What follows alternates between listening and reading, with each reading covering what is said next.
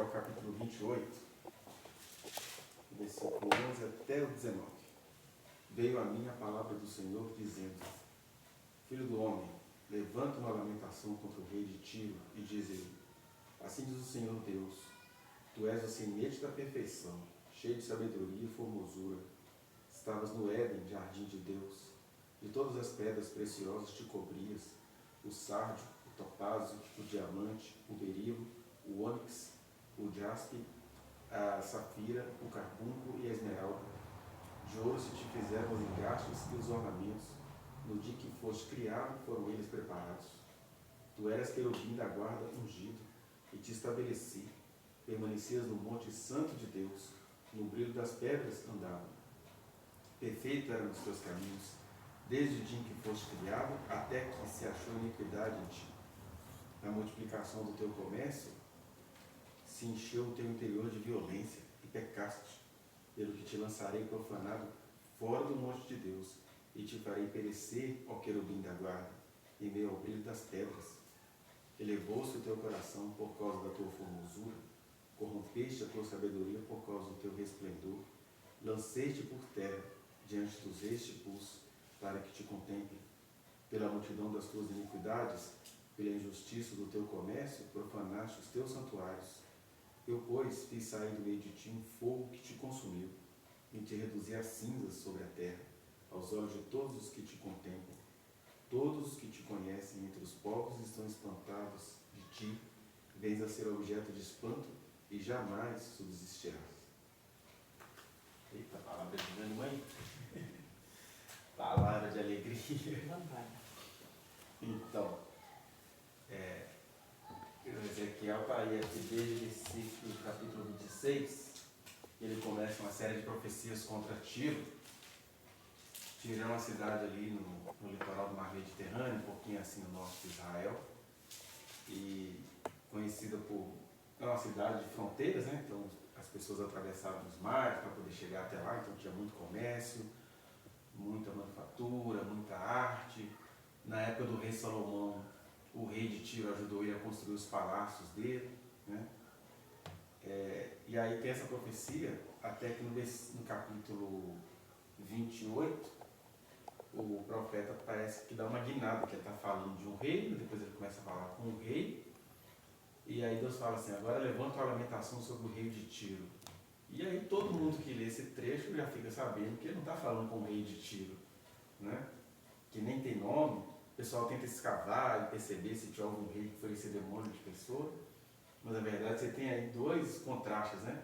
Você tem uma descrição de como esse cara ele era, diz que as pedras, né, todas as pedras preciosas foram criadas junto com a formação dele, né? E de repente Deus vai e faz ele tornar-se uma figura de espanto. Inclusive o profeta ele escolheu a expressão comércio, que na nossa Bíblia está traduzido como comércio, não é a expressão de negociar mercadoria, é no sentido de, por meio de dinheiro, de mercadoria de troca, você ficar difamando alguém, é você fazer fofoca, é você conseguir coisas porque você está falando mal de alguém, né? Então aí não é comércio, é injúria, calúnia, difamação, fofoca. Estou falando desse comércio que Deus parece ter muita indignação contra o comércio do suposto rei de Tiro, ou de quem estava dentro do rei de Tiro, né? Mas é legal a gente entender antes algumas coisas de quem profetizou isso, porque a gente sabe, né, essa profecia, por exemplo, ela aconteceu ali em meados de...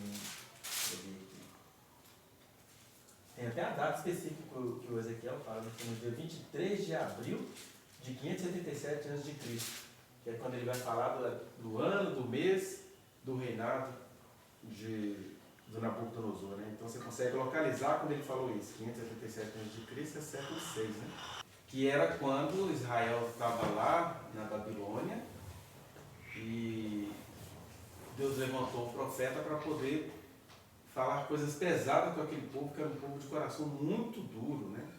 E a gente vai lendo essas coisas com muita reverência, porque embora um evento histórico estivesse acontecendo ali, de um povo de coração duro, que precisou de um profeta para falar tudo de ruim que ia acontecer com eles, parecendo a comissão de conciliação. Foi tudo de ruim, foi horrível, aquela coisa toda, quebra-pau, gritaria, baixaria, e no final o que vocês querem? Não, eu quero a conciliação.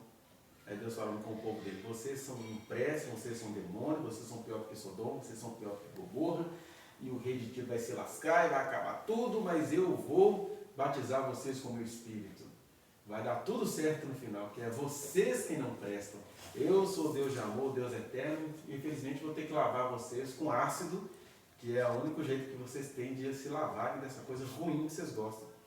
Aí no meio desse livro tão pesado como o livro de Ezequiel, tem essa figura que estava por trás do governo do rei de Tiro. Né? Mas antes é interessante a gente pensar que o livro de Ezequiel é um livro tão confuso. Primeira coisa, todo estudioso olha para o livro e fala assim, não, foi uma pessoa só que escreveu esse livro, porque ele tem um estilo confuso, de um jeito de escrever do começo ao fim.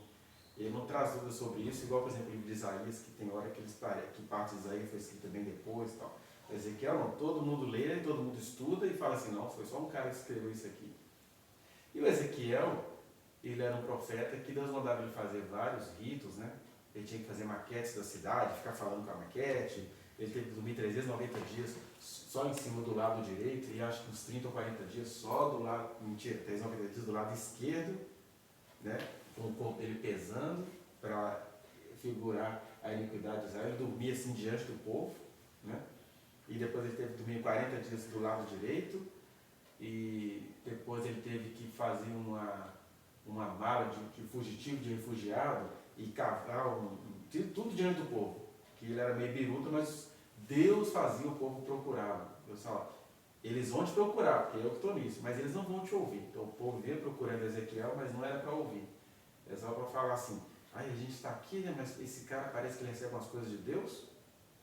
Aí ele teve que cavar um muro de maneira bem penosa, igual o fugitivo, que você não faz isso de maneira... igual o prisioneiro fugindo da prisão. Aí teve que enfiar um buraco no muro com sacolas e tudo de refugiado, falando assim, isso tudo vai acontecer com vocês.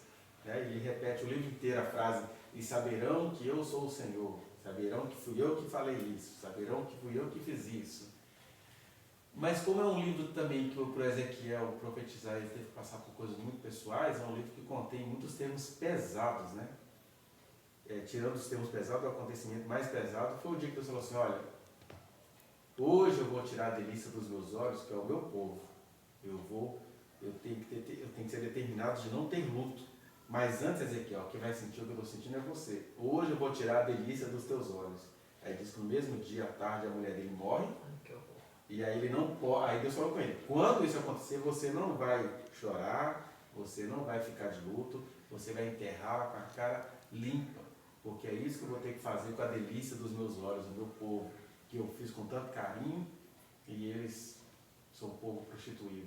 Mas até chegar nesse dia da morte da mulher de Ezequiel, ele tem muitas profecias assim, de linguagem chula, né? A minha diretora, que é uma mulher toda purista, ela ficaria assustada.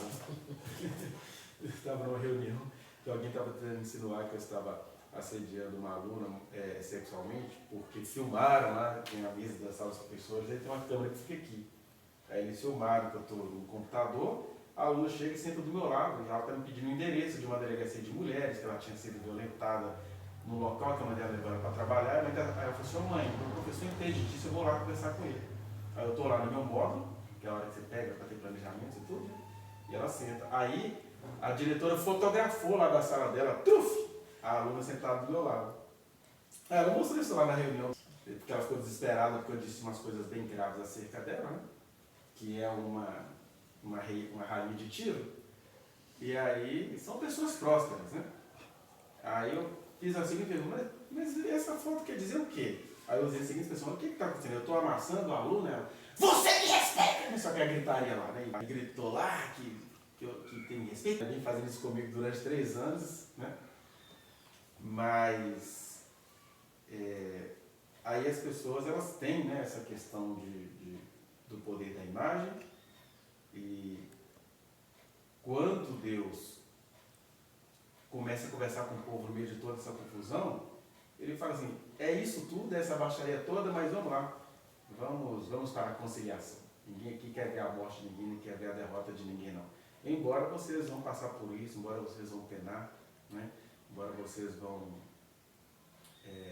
eu lembro até que na hora que ela gritou que era falta de respeito, não sei o que, não, falta de respeito é o que você está fazendo, você está querendo insinuar uma coisa que nem a foto mostra. Aí eu até falei para as outras, esse local aí que ela tirou essa foto é a sala dos professores, entra e sai gente toda hora. Se eu quisesse fazer alguma coisa assim, o que eu ia fazer era na sala dos professores, né? Sabendo que eu estava na frente de uma câmera, oh, maravilha! Aí vem essas insinuações e questões, né? Acho engraçada a maneira, mas as pessoas são assim, são reditivas, são negociadoras, são pessoas agradáveis. Eu achei legal porque estava tudo muito agradável, tudo muito lindo, tudo maravilhoso, mas aí o reditivo ficou endemoniado e ficou bom. Assim, isso, rebelde-se, vamos embora, que é isso que a gente está precisando. Né?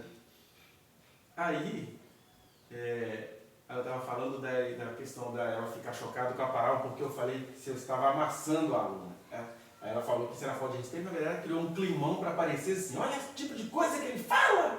E eu me segurei porque eu falei assim, não, mas essa pessoa é a mesma que quando está com raiva de qualquer pessoa aqui, entra na sala dos professores mandando o cara a PQP mesmo, não é na sigla, não é na palavra mesmo, não é uma mulher conservadora, correta e tudo. Eu, olha, foi ela que entrou aqui gritando isso? Oh, maravilha! Então, essa questão de ficar chocada com palavras.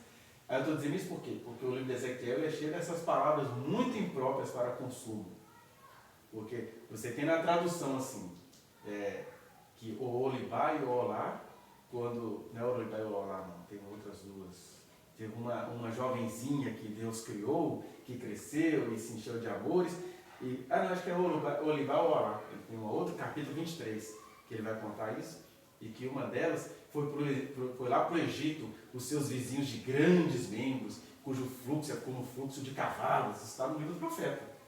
E traduzindo assim na língua portuguesa. Então a coisa ficou tão feia que os rabinos de Israel já colocaram uma norma. Primeiro, o capítulo 1, que é um dos capítulos mais lindos, que pentecostal adora ler, que ele viu seres de não sei quantos vossos, não sei o quê, aquele capítulo é proibido de ser lido em cerimônia pública. Por quê? Esse cara profetizou isso, mas Israel já estava lá na cultura grega. Gente, isso foge muito da lógica. Não se pode ler o capítulo 1 de Ezequiel nas cerimônias públicas. E as outras partes do livro só poderiam ser lidas por pessoas que tinham no mínimo 30 anos. Meu Deus. Quer dizer, olha o nível, isso até nos dias de Cristo, né? Só poderia ser lido com pessoas com no mínimo 30 anos. Ninguém podia ler esse livro porque tem essas coisas, do fluxo de cavalo, do membro dos amigos de jumento, e prostituta safada, vadia, que era assim que o profeta falava na sua linguagem original. Né? E ele era um cara que ninguém podia negar que era ele recebendo as coisas de Deus, e ninguém podia negar que ele era muito chocante. Então assim, esse cara fala de Deus, ele está falando as coisas de Deus, tanto é que ninguém consome ele. Mas é meio feio o que ele está falando, né? Isso não condiz com a memória, eu não posso ver essa palavra. Aí eu fico achando engraçado porque, por exemplo, as pessoas também não suportariam Martinho Lutero quando ele estava sendo usado por Deus para acabar com o império católico no planeta. Né? Porque ele usava, depois que ele teve uma experiência com um raio, né, que ele estava indo de um lugar para o outro e foi atingido por um raio, dali para frente ele ficou mais corajoso ainda para fazer a reforma que ele tinha de fazer. E aí quando ele ouvia alguma coisa errada, ele ia começar a gritar, olha os cães ladrando! Mas ele usava termos assim, bem chulos, mas são termos chulos, igual por exemplo, ele usava esses termos chulos dentro da profecia. Possivelmente ele não era um cara que vivia falando essas palavras, mas ali no meio da palavra, talvez alguém chegou perto da nossa geração, quando ele tinha um papo de graça no seu período de audiência máxima, era o Caio Fábio, né? Ele falava coisas, por exemplo, ele fala assim, gente, eu não sou de falar essas coisas do dia a dia, no dia a dia, na verdade, eu sou um ser humano calado, mas aqui, a no seio do Evangelho, aí ele fala assim, você pega esse seu pecado e enfia em um bom lugar, é o mesmo estilo de Ezequiel, e esse crentaiada, não posso ouvir isso, mas é claro, ele não estava falando isso dentro de uma igreja, dentro de um culto, ele estava transmitindo a coisa da casa dele, está dizendo, eu estou na minha casa, estou dizendo as coisas desse jeito, porque com escribas e fariseus, a gente só fala assim. Na verdade, o próprio Cristo, uma das coisas que fizeram ele ser entregue para Roma, é porque ele era manso, humilde de coração, mas ele não andava com a ralé. Então, com certeza ele usava expressões que não tinha gosto cultural. Né? Porque ele era Deus de amor, por exemplo, aquelas pessoas que não tinham um vocabulário muito elaborado, Então, por exemplo, quando na nossa Bíblia está traduzido assim, o que não é o que entra no corpo que contamina o homem, é o que sai. Porque o que entra pela boca e vai para lugares escusos. Possivelmente ele usou uma expressão mais chocante do que essa. Né? Até porque quando você vai vendo em Mateus 23, ele falando, né, chamando as autoridades judaicas de escribas, fariseus, hipócritas, cegos, guias cegos, hoje em dia ele seria, como se diz, criminalizado pelo pessoal aí do politicamente correto. Né? Não é cego não, é deficiente visual. Mas é porque naquela época ele podia usar essas expressões, ele usou essa expressão. Que pior do que, como que ele quiser dizer, pior do que ser cego é ser guia cego. O cara não vê, ele está indo para onde, está levando a multidão juntos. E ele usava palavras assim, que como está escrito em português clássico, a gente releva. Né? A gente lê tudo na segunda pessoa do singular, que a gente nem usa mais no nosso dia a dia. E fica tudo muito clássico, mas a coisa era bem chocante.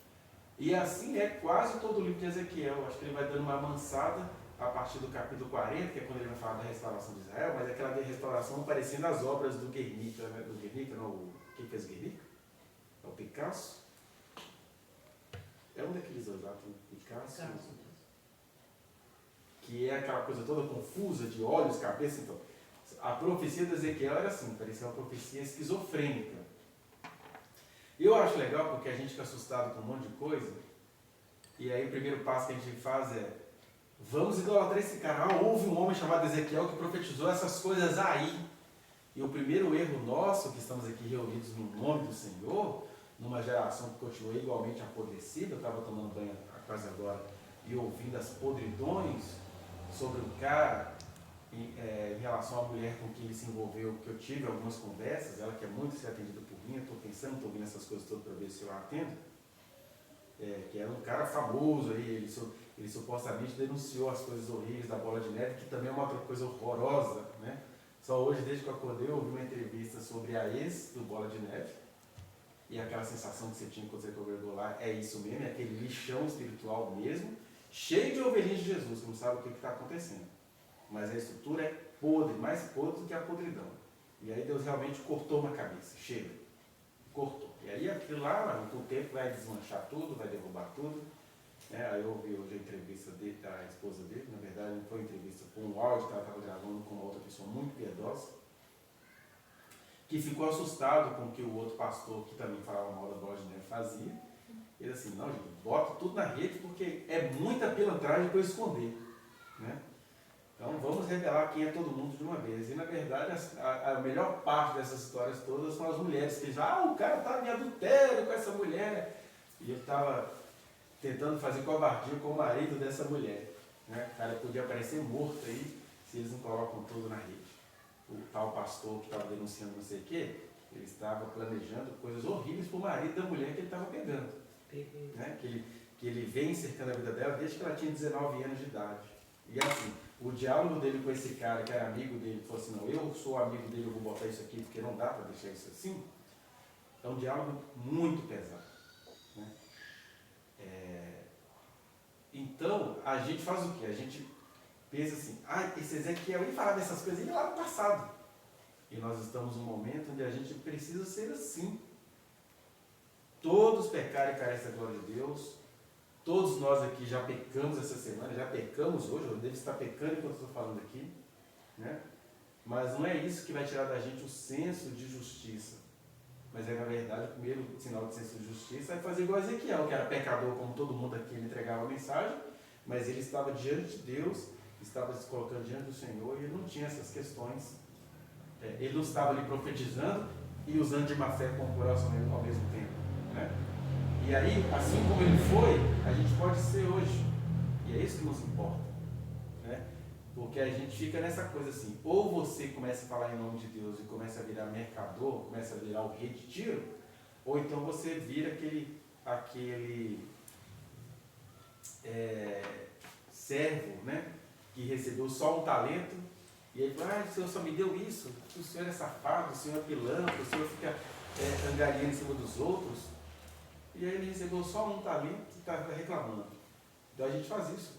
Deus nos enche de vida, de graça, de dons, de alegria, nos dá livramento o dia inteiro e a gente, vou fazer nada não, que é para eu poder não errar, né? Que nem esses caras fizeram isso tudo aí, está todo mundo podre, né? Tá todo mundo podre e você está sendo podre em não existir diante de Deus como Ele te mandou existir. Ou seja, não tem para ninguém, não tem nem para o podre que morreu, nem para o podre que ficou vivo, e nem para o podre que é livrado por Deus, que foi purificado por Deus, e não vai andar diante de Deus porque não quer ser podre como os outros. Porque para esses medos Jesus falou, olha gente, quem anda vai se sujar, mas aí quem está em comunhão com os outros, em comunhão comigo, vamos todo mundo lavando os pés uns dos outros, né? Desde que não existe pilantragem diante dos outros. Isso tudo para a gente chegar aqui, porque quando a gente chega então no capítulo 28, que é uma profecia pesada, você tem dois pesos aí, o peso do elogio e o peso da destruição. Porque ele vai falar aqui, né, sobre quem era a pessoa que estava dentro do rei de Tiro. Ele não fala que tu eras, ele fala, tu és o sinete da perfeição, cheio de sabedoria e formosura. Ou seja, diabo sempre, é sempre diabo. Por isso que a série sobre Satanás, o nome da série é Satanás, é diabo. É Lúcifer, elegância. Lúcifer, o ser de luz, né? A série sobre Lúcifer, o Lúcifer é um ser maravilhosamente sedutor, porque foi assim que Deus o fez. Deus não o fez sedutor, mas Deus o fez o quê? O sinete da perfeição. Talvez a criatura mais interessante das criaturas e da criação. Porque quando Deus fala que quando criou o Lúcifer, ele criou junto todas essas pedras preciosas, né? É como se dissesse assim como o Espírito de Deus está em todas as coisas que foram feitas, por isso que em todas as coisas existem átomos, existem prótons, né, e nêutrons, o diabo foi criado junto com essas coisas, o Lúcifer, né? O Lúcifer que depois vai se tornar um Satanás, um ser abominável, o diabo que é aquele que faz comércio, né? Deixa eu te contar uma coisa aqui, eu tenho um negócio aqui com você, mas agora você está comigo. Olha, eu te ajudei, cara, agora você tem que ficar comigo. É o comerciante, né? E aí, ele não fala que ele era, fala que ele é o sinete da perfeição, cheio de sabedoria e formosura. Então, mesmo ele perdendo o status dele no reino de Deus, digamos assim, ele continuou sendo um ser formoso, sábio, de maneira que esse diabo vermelho, de chifre, não sei o quê, isso até quando os profetas veem, sentem cheiro, têm pavor, na verdade mostra o que o caráter dele se transformou, porque ele é uma figura bela. Ele é aquele poder que deu certo. Ele é aquele cara que... Ele é aquele comissário da infância e da juventude que vai morrer sendo adorado pelo serviço público, mas ele mesmo tem uma rede de violência de crianças e adolescentes, né? Ele é aquele pregador que prega palavras maravilhosas, mas arruína muitas e muitas famílias. Então eu tenho medo dessas pessoas que se dizem de Deus e que a gente sabe que estão fazendo coisa errada e que vão sair dessa vida sem serem punidos por Deus. Por isso que eu respeito aqueles que foram punidos por Deus de acordo com o grau de serviço que eles estavam prestando, né? Você tem exemplos bíblicos para isso, né? Por isso que quando Deus chega aos grandes, Deus fala, ó, vocês vão ficar sem morada, vocês vão ficar sem cidade, porque isso é o amor de Deus sendo revelado a esses caras. Mas quando Deus chegar aos pequenos, olha, você é um ser tão podre quanto quem está lá em cima, mas o que você está fazendo aqui é a sua vida. Aqui o tratamento é outro. Isso não é hipocrisia divina, é porque ele sabe quem é quem está fazendo o quê, quem está fazendo o quê, em qual altura. Aí quando eu vejo o André Valadão, o Marco Feliciano, um Silas Malafaia, pessoas totalmente... Eu vou ser mais reverente com o Malafaia. Para mim, ele começou no Espírito, né? Cada igreja que ele constrói foi no Espírito. Agora está tudo sujo, mas só faz o que ele faz no Espírito.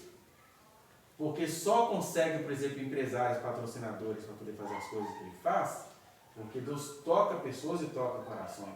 Porque assim como Deus não tirou a sabedoria e a beleza de Satanás, ele não vai tirar os dons de quem ele deu. Os dons e a vocação de Deus são irrevogáveis. Só que junto com esses versículos tem um outro versículo que vai dizer, olha, se você está sem disciplina, você não é filho. Deus disciplina os filhos a quem ele ama. Então, se eu sou amado por Deus, eu serei disciplinado por Deus. Eu não vou virar traficante, negociante, roubador de crianças, né? Como se sabe que o bispo universal faz. que eles têm uma operação lá de fazer vasectomia em todos os bispos para não dar despesa para a igreja, mas aí os bispos, para ter uma imagem de família, eles têm que adotar filhos. E nesse negócio, toda essa questão de adotar criança virou um comércio terrível dentro da Universal. Quem tentou dizer isso de alguma forma foi Portugal. Em Portugal, coisa escandalosa, e o governo tentou trazer. Mas como eles são Lúcifer, ou seja, eles são anticristos, porque eles são prósperos, falam de Deus, a igreja deles é lotada de ovelhas verdadeiras de Jesus, mas ovelhas cegas, né? E Jesus falou dessa possibilidade, porque quando ele fala assim, façam tudo o que eles disserem a vocês, mas não sigam as suas obras, porque dizem e não fazem. Então eles sabem fazer um culto, mas estão traficando crianças. Sabem fazer um culto, mas mantêm várias famílias no país de meninas pobres que moram em favelas, que eles têm filhos com ela, então para calar a boca dela, eles sustentam isso com o dinheiro que eles recebem das ofertas. Igual a uma situação aí a irmã do Rina, por exemplo, ela está morando numa casa que custa 8 milhões de reais. E o pessoal diz, mas como assim? Isso é dinheiro de oferta. As pessoas não têm vergonha de esbanjar. O outro lá, né, André Valadão, usa relógio de $500 mil praticamente. Né? E aí o pessoal assim, está com inveja da prosperidade do pastor? Não, é que esse pastor vive de dízimos e ofertas. Né? Deveria, aliás, as escrituras diz isso. Olha, é necessário que o homem, o bispo, o pastor não viva a esbanjar. Até porque ele não vive, né, de oferta. Jesus falou que um líder viveria, assim como as aves do céu, o livro dos campos, viveria daquilo que Deus traria para ele. E Deus me trouxe isso. Até tem coisas que às vezes um mega empresário me dá de presente. Ou eu não uso, ou então eu falo, garoto, eu sou muito agradecido pelo presente, mas eu vou investir isso aqui na obra. O presente é meu, né? Não é me dado. Então, aí que eu acho bonito, por exemplo, o Caio, que já ganhou milhões e milhões de pessoas realmente bem intencionadas que davam isso para ele. Ele jogava tudo na fábrica de esperança, possivelmente a esposa ficava doida. Mas é isso, gente, quem foi chamado por Deus não foi chamado para esbanjar. Você não foi chamado para uma missão, e acha que missão é ficar pregando aqui bonitinho e não tem vidas precisando ser socorridas? Então, se eu ganho uma coisa milionária, eu preciso investir nisso, seja na igreja, seja em outras questões. Né? Porque o milagre vem, mas junto com o milagre também vem a revelação do caráter. E aí quando Deus disse para o diabo que ele era essa formosura, né, fala que ele estava no Éden, jardim de Deus, e que todas as obras preciosas que Deus fez, as pedras a que os seres humanos não valor foram criadas, ele foi criado junto com ela. Aí tem até uma expressão curiosa, tu eras, aqui agora ele não é mais, ele era querubim da guarda ungido, né? E alguém fala assim, então antes do pecado entrar no mundo, Deus precisou de um querubim da guarda? É porque se Deus é amor, tudo que estava fora de Deus precisava ser guardado. De maneira que aqui, nessa frasezinha que Deus fala que ele era o querubim da guarda ungido, mostra inclusive que não foi o diabo que criou o mal. Que o mal ele existia como proposta abstrata, conceitual, fora de tudo que é Deus. Tudo que está em Deus é amor, porque Deus é amor, e o que está fora de Deus é maldade. E aí, o querubim, né, qualquer ser que Deus criou, poderia amar o mal, poderia duvidar de Deus. Deus nem tem problema com isso, todo mundo duvida dele. Ele pode derramar bênçãos sem medida sobre muitas pessoas, ele faz isso todos os dias, e todos os dias tem que ouvir na cara dele que ele não é de confiança. Né? Que ele não é de confiança porque ele deu vida a Caim. Ele não é de confiança porque, por exemplo, esse povo todo faz essa maldade e ainda vão morrer sem serem punidos. Então Deus já sabe que é isso que ele vai ouvir das ovelhinhas dele. Agora, quem ama ao Senhor de todo o coração, sabe que ele sabe o que está fazendo. Né? Sabe que, por exemplo, o comerciante, por que ele prospera? Porque Deus é amor. Porque eu acho engraçado isso, né? Você vai descobrindo que até as pessoas mais sofridas, elas não têm interesse em que Deus faça cessar esse mal. Né? A gente vê isso muito quando você está atendendo mulheres em situação de violência. A situação é de violência, a mulher está sangrando na sua frente, o cara está desgraçando a vida dela, está tudo ali acabando com a vida dela, mas eu não quero que você faça nada com essa pessoa. Se você for falar alguma coisa lá, eu nego tudo. Aí depois essa mesma pessoa, ai Senhor, por que existe o mal do mundo? É porque você, quando teve a chance de receber socorro, não quis acabar com o mal que te cerca. Então, Deus sabe com que ele está dialogando, Deus sabe o que ele está fazendo, né? E é Deus quem sabe, ele sabe como Deus. Eu, quando recebo uma pessoa dessa na minha frente, eu só posso ser amoroso como Deus é e humano como eu sou, né? E nessas horas é que é muito bom ser crente, porque tem gente que fica assim, ai, coitado, ele acredita em todo mundo, ele quer resolver o problema de todo mundo. Mentira! Eu vou com todo o amor que eu tenho. Aí quando o tempo vai me mostrando que tem elementos muito complicados, eu aprendi com Jesus. Deixa ele ir, né? A gente não sabe, por exemplo, o que aconteceu com a mulher pega em flagrante de adultério, se ela voltou para os adultérios. A gente não sabe se o cara que foi liberto, ele foi liberto de uma legião de demônios. A gente não sabe, porque Jesus falou assim, não, fica aí na cidade e anuncia as boas novas que Deus fez em sua vida. Mas a gente não sabe se ele voltou a ter conchavo com os demônios. Porque Deus que é Deus sabe que o ser humano é pó. E o que é um ser humano pó? É um ser humano diante da solução dos seus problemas. Ela merece um homem bom. Aí Deus coloca um homem bom na vida dela. E ela não consegue gostar daquele homem bom. Ela sabe que maldade é maldade, ela fica com saudade da maldade, e ela vai morrer pela maldade. Isso é uma maldição, tanto é que enquanto eu estou pregando aqui, algumas delas estão morrendo, mesmo tendo encontrado uma solução vindo diretamente de Deus. Algumas estão morrendo. E as que sobrevivem ainda são mal vistas, né? Que eu fiquei sabendo agora, ouvindo aí a mulher do Vina, que Deus tinha falado para ela que ia acabar com isso tudo. Mas quando ela conta isso, eita, deve ser a provável assassina. Assim, ainda bem que eu estava bem longe. A gente estava separadíssimos e a gente estava conversando de maneira bem parcimoniosa. Mas Deus me contou o que queria fazer. Aí agora vem a igreja querer fazer isso comigo? Não, agora não. Então, quando a mulher excede a disciplina do Senhor, é vista com maus olhos. Você vê que... O que é isso tudo? É que assim como o diabo foi criado junto com as pedras preciosas, nas nossas melhores intenções, nos nossos melhores atos, nós não temos os produtos químicos, os produtos naturais que estão nessas coisas todas que foram criadas junto com esse ser. Então a gente também tem essa percepção, por isso que Jesus não fez cerimônia para falar, olha, ele é o príncipe deste mundo. Aí viu o príncipe deste mundo, ele nada tem em mim, vamos sair daqui. Isso é Jesus fugindo do diabo? Mas Jesus dizendo o seguinte, ele é precioso, ele é sábio, ele é sagaz, ele é maravilhoso. Vocês nem precisam disputar sabedoria com ele, que ele ganha. O que vocês precisam é dizer, arreda Satanás, porque o meu negócio é com Jesus. Mas ele é maravilhoso, né? Em Isaías tem um texto falando que Jesus seria conhecido como maravilhoso conselheiro, Deus forte, Pai da eternidade, príncipe da paz.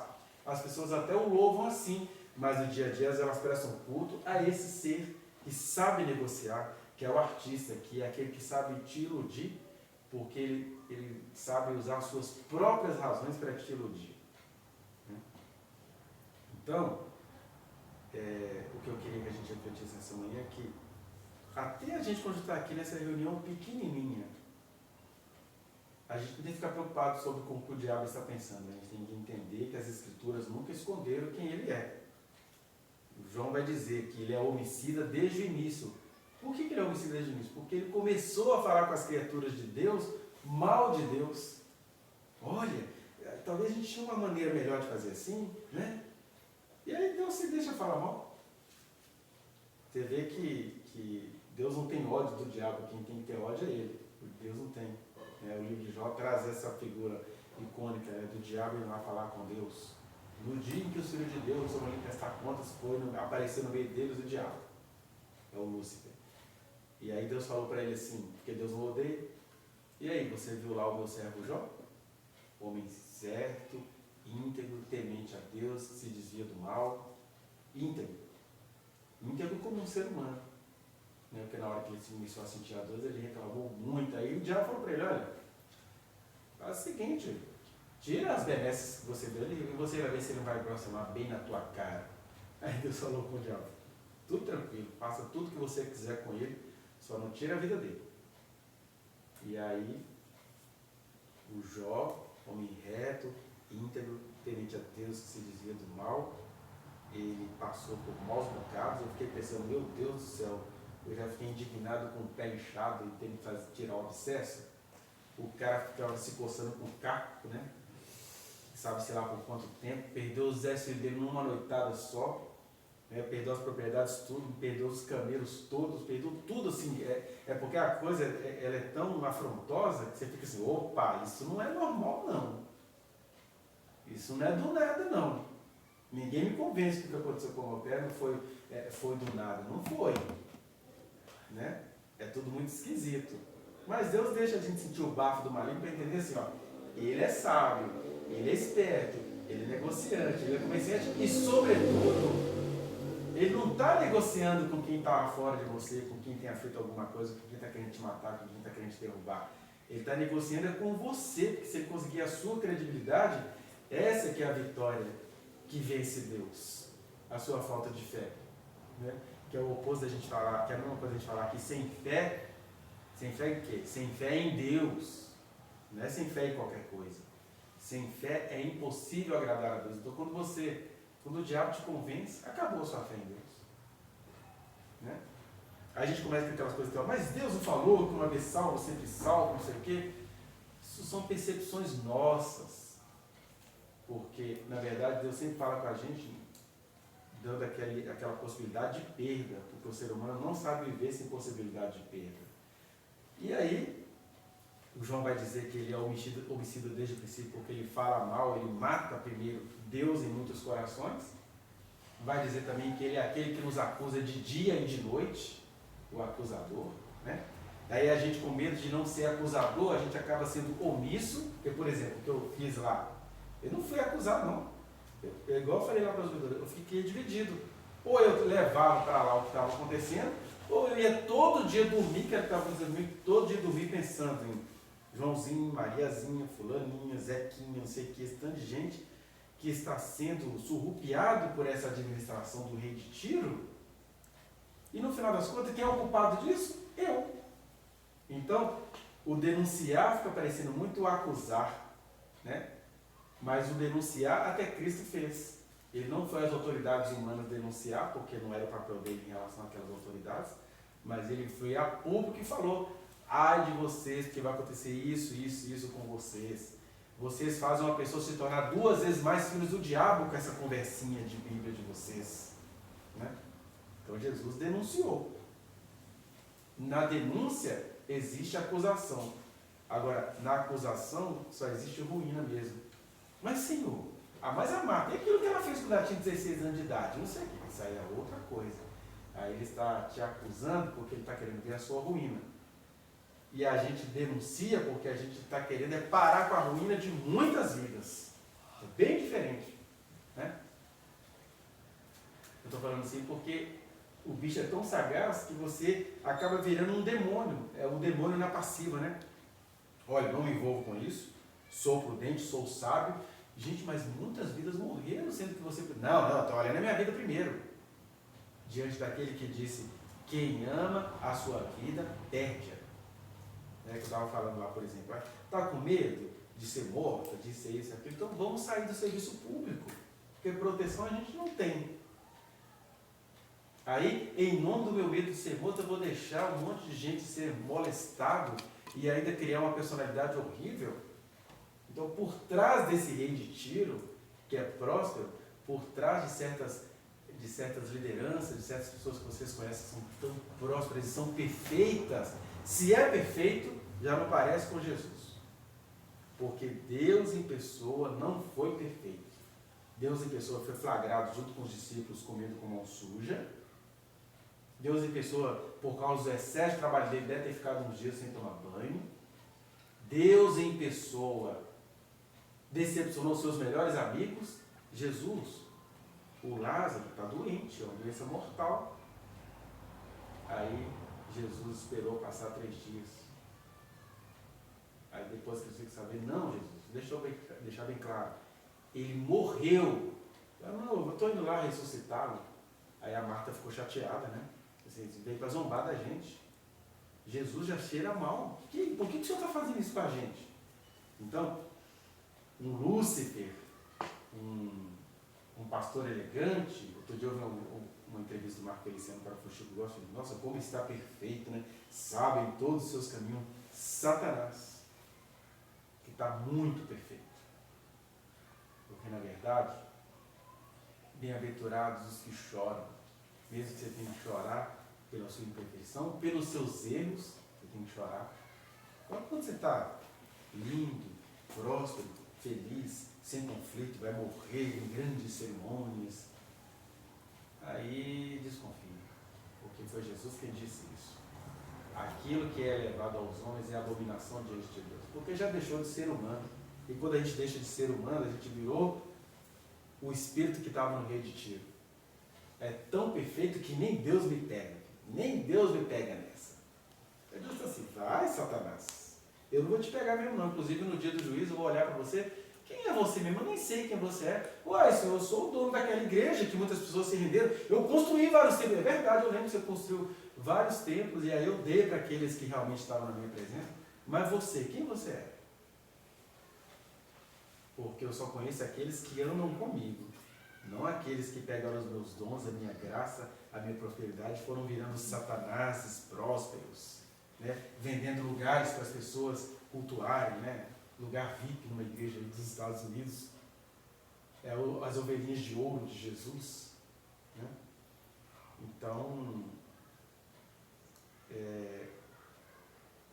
a gente fala que o Apocalipse, que é a revelação, né? Revelação da realidade escondida. Mas, na verdade, todos os profetas carregam o espírito do Apocalipse. Na verdade, o profeta Daniel e o próprio João, que na qualidade de apóstolo também foi profeta, ele estava carregando esse espírito de... O cara está falando um monte de coisa confusa, porque são coisas que os olhos naturais não veem, que os ouvidos não entendem, o cérebro não entende. Mas aqueles que andam em comunhão com o Senhor, eles veem as coisas nas quais, acerca das quais o profeta estava profetizando. E aí a gente precisa entender isso.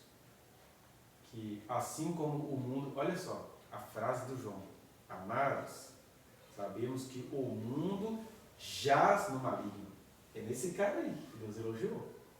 O mundo jaz nele, ou seja, todas as nossas estruturas, às vezes até as nossas devoções, podem estar encharcadas de maligno. Mas como assim, se eu sou do Espírito de Deus?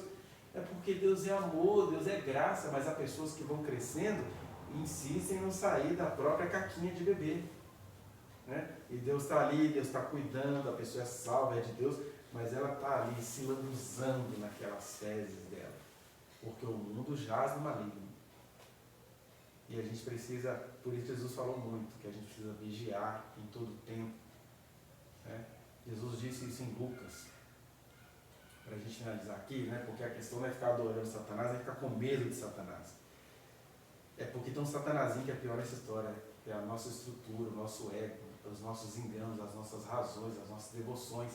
Aí Jesus falou, né? Que a gente tinha que orar em todo tempo para que aquele dia não viesse sobre nós de repente. Porque ele falou para a gente tomar cuidado com as consequências das orgias, da embriaguez e das preocupações deste mundo, que é tudo embriaguez. O que é orgia? Excessos, né? E o feiticeiro das nossas almas, ele adora nos oferecer excessos. Estou amando, vou ficar 300 dias amando. Aí o provérbio fala, olha, quando você encontrar um pote de mel, não exagere na comida, porque depois você vai sentir fastio. Excesso de devoção, que aconteceu muito no movimento pentecostal, é tanta língua estranha, tanta pregação, é tanto conchavo, é tanta estética e tantos crimes cometidos no meio daquilo ali. Né? Excessos também de pureza. Não, para eu não pecar como ninguém, eu nem vou existir. Nem adianta me pedir que eu não ponho o pé fora, porque eu preciso ser perfeito, eu não posso ser acusado de nada. Aí ele está dizendo, acautelai-vos com as consequências das orgias e dos excessos, da embriaguez, que todo mundo, quando não está drogado, está dopado de outras coisas, e das preocupações deste mundo. O que é a preocupação deste mundo? O meu trabalho, a minha maternidade, a minha paternidade, eu tenho que fazer amigos, eu tenho que investir, é MBA não sei do que, eu tenho que estar sempre à frente de todo mundo. Aí ele está dizendo, as preocupações deste mundo que virão e acontecerão com todos os moradores de toda a terra. Aí para aqueles e para nós Jesus fala, acautelai-vos, portanto, para que esse dia não chegue a vocês repentinamente, Tenham cuidado, orando em todo tempo para que vocês possam escapar de todas estas coisas. Isso também significa para que vocês possam escapar no meio de todas estas coisas. Tem uns escapam de todas essas coisas morrendo. E a gente está no meio delas, né? A gente pode tomar uns arranhões dela.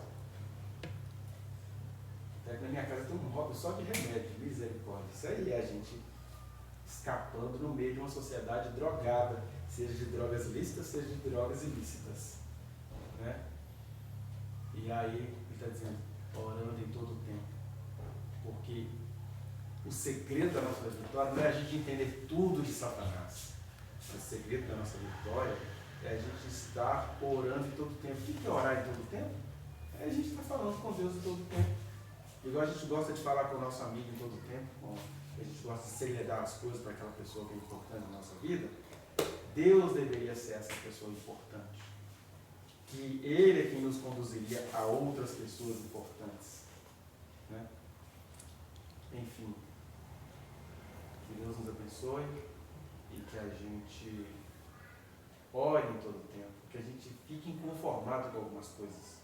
Que a gente fique inconformado tanto no sentido macro, Senhor, que é o que acontece no Apocalipse, no sentido macro. Até quando, Senhor, não vingarás o nosso sangue? Esses caras são prósperos, eles fazem tudo, eles derramam sangue, a gente está aqui, porque tiraram a nossa vida antes da hora. Até quando, Senhor? Aí a gente tem que olhar para as questões políticas, econômicas, sociais e dizer isso para Deus, porque agora virou moda entre, Alex, você fica preocupado com o povo, não orar por isso não. Como se a gente acabou de ler aqui um texto eminentemente político, porque é um texto contra um rei, é um texto contra um rei endemoniado, e nós temos vários reizinhos endemoniados no nosso país. Aí a nossa preocupação, não é nem preocupação, a nossa oração tem de ser em relação a essas estruturas, mas também tem de ser em relação às nossas microestruturas. Senhor, por que eu estou gostando disso, se isso não tem nada a ver com o teu Espírito em mim? Porque eu não tenho saudade de ti. Porque o Senhor falou conosco de maneira convincente e as nossas vidas não mudou. As nossas vidas não mudaram. São esses questionamentos que estão no mesmo espírito dos profetas, né? Que é você reclamar, que é você clamar de novo. Não é você murmurar em relação àquilo que você recebeu. É você recobrar aquilo que você ouviu. Quando, Senhor? Eu vou me colocar na minha torre de vigia. Até quando serão essas coisas? E dizer que é você orar em todo o tempo. Porque o fato de a gente saber que a terra está destinada à destruição, porque nem é o Lúcifer que vai fazer isso, são seres humanos que gostam de Lúcifer que vão fazer isso.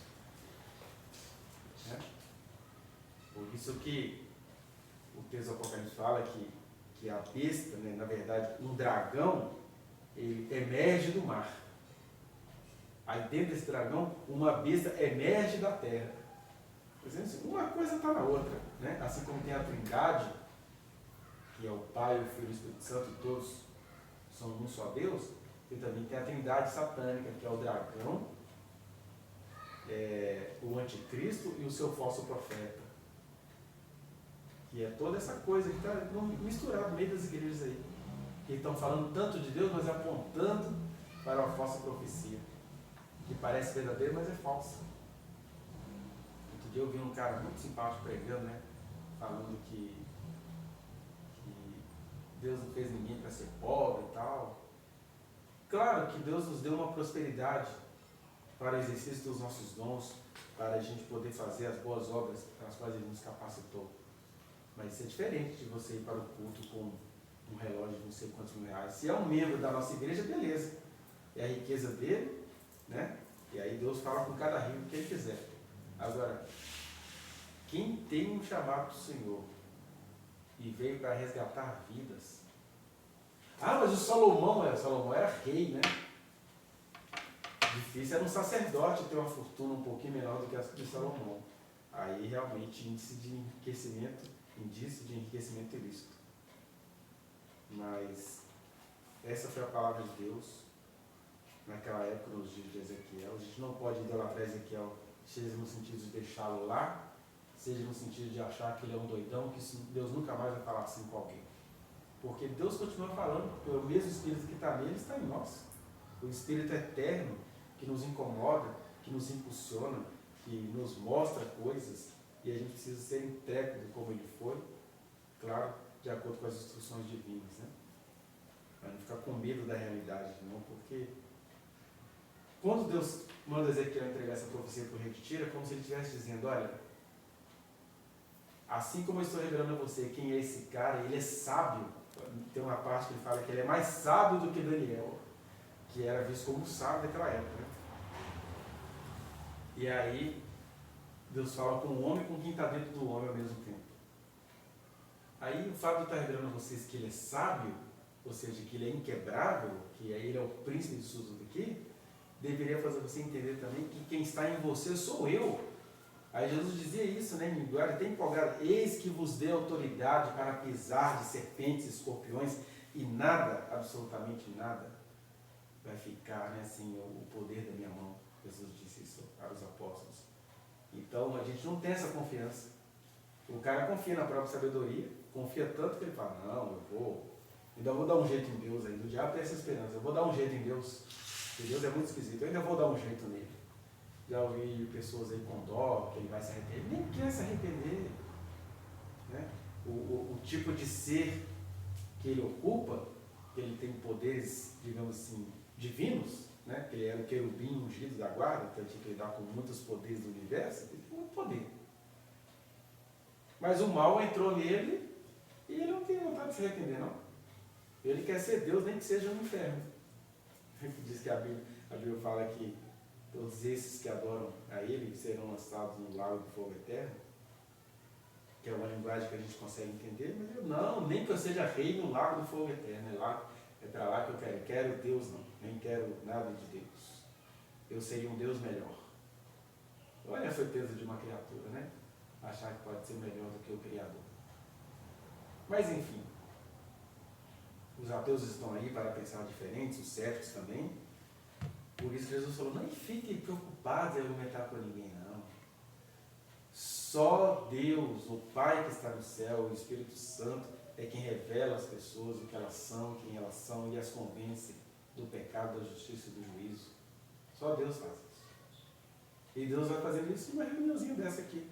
Quando a gente vai ouvindo essas coisas, e vai se deixando convencer que assim como Deus revelou quem é este que estava dentro de um rei, e quem é este que está dentro de tanta gente que está bem na nossa cara, como as pessoas são prósperas no mal. Teve uma coisa essa semana, que numa reunião, né, entrou um caso lá de um professor que o pai estava lá inflamado sobre o que estava acontecendo com a filha dele, que estava sendo abordada sexualmente por esse professor. Aí o pai pediu para a filha se retirar, que ele não ia querer aquele assunto, que a filha dele fizesse parte daquele assunto entre ele e o professor. Aí a filha se retirou, o professor entrou, aí as pessoas lá que estavam lidando com isso falaram assim, eu não entendi, eu me senti uma palhaça, porque disse que na hora que o professor entrou, o pai mudou a afeição, o pai e a mãe ficaram lindos, românticos com o professor, e eu sei que esse professor mexe com coisa bem cabulosa, e aí eu estou assim, que diabo desgraçado, né? Quando o professor entrou, o diabo que está nele cegou todos os olhos e todas as coisas, né? Aí a pessoa estava falando isso para poder se esquivar das outras situações em que ela, como responsável, não quis socorrer. Aí, como o pai e a mãe foi lá e falou que estava tudo bem, falou, não, você faz isso é por amor mesmo, tal, minha filha que não entendeu. Mudou o discurso completamente. E ele ileso. E esse cara é tão endemoniado que ele foi demitido há 5 anos, mas essa semana eu fiquei informado que ele está com um contrato na escola. O que está contrato? Mas com quem que ele conseguiu esse conchavo? Deve ter apresentado alguma justificativa lá e a Secretaria de Educação não entendeu. Não entendeu nada. Isso é o rei de Tiro. Na verdade é o Tiro do rei habitando em muitas pessoas. Né? E isso eu estou contando um caso micro. É um professorzinho que anda com essas coisas aí. Né? Agora você imagina, líder de igreja.